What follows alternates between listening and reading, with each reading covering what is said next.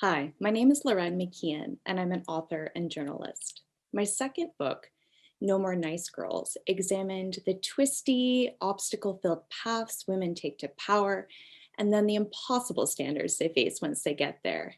In it, I argued that we don't only need more women in leadership.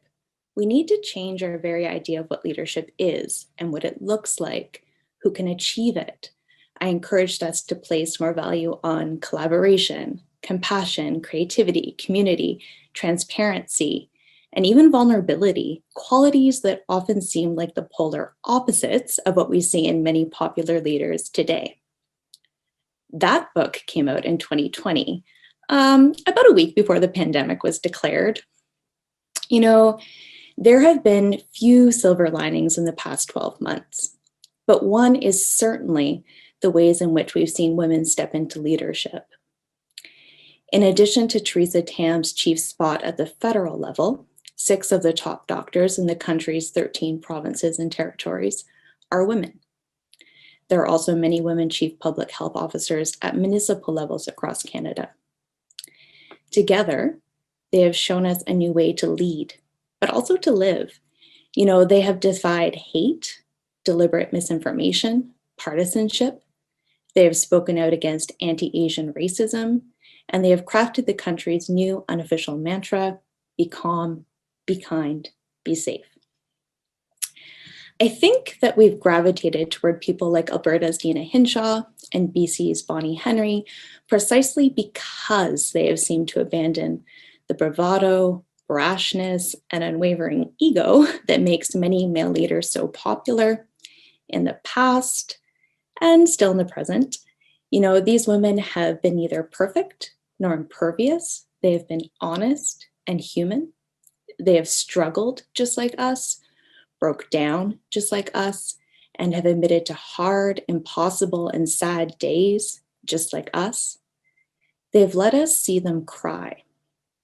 And if this vulnerability and relatability felt surprising in our leaders this past year, I think it has also felt necessary.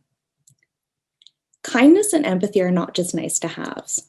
At the international level, when it comes to the pandemic, studies of the world's 194 countries have shown that women leaders fared better, both in terms of infection and mortality rates. One possible reason given is that unlike men, who tended to prioritize the economy, women appeared to approach the crisis with one top mandate, and that is to save lives. This doesn't mean that we shouldn't celebrate our male leaders. That's not what I'm saying. It means we must make a point of celebrating the women who did leadership differently during the pandemic. Or, as one Guardian article put it in speaking of that study, plenty of countries with male leaders have done well, but few with female leaders have done badly. I know it doesn't feel like it, but this pandemic will end.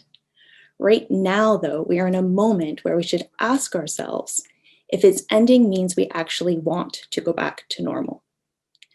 I know that sounds ridiculous, but stay with me. I want us to ask, why can't our blueprint for recovery instead build something better than normal? The pandemic has exposed deep inequalities and also new ways to address them.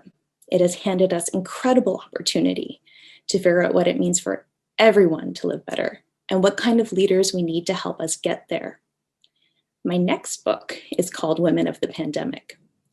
For it, I spent the past year talking to 50 women about their lives and their challenges during this past year, but also their visions for the future. One of the women I spoke to is Paulette Senior. She's the president and CEO of the Canadian Women's Foundation.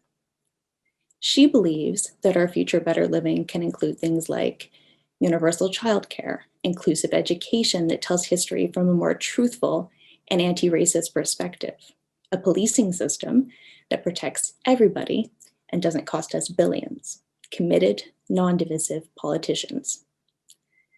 I'd like to end on something she told me during our interview, and that is, when we decide that we, as human beings, are the priority, everything else will follow from that decision.